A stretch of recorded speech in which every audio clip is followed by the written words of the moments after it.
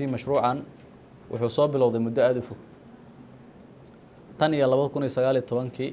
waxa lagu howlanaa mashruucan sidii loo dardargelin lahaa oo loo fulin lahaa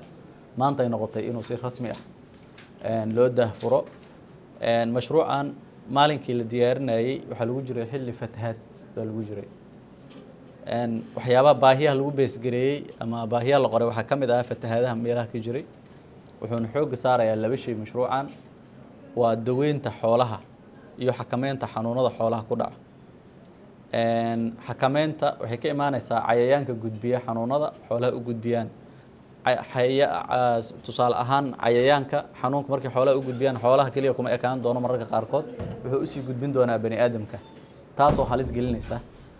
sidaad la socotaan hadda xanuunkan adduunweynaha dhibaatada weyn ku haya oo la yiraahdo COVID-19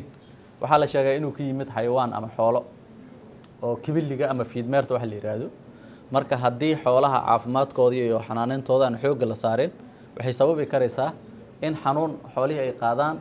dadka Soomaaliyeedna waa dad aad hilibka u cuna oo isticmaala caanaha iyo hilibka dad xoolaha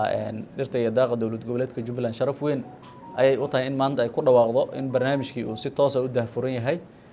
insha Allah daweyn ayaa ku jiri doonto xakameynta xoolaha xanuunada xoolaha ku dhacan oo ku jiri doontaan tababaro ayaa jiri doono qaarna waaba sii qaadateen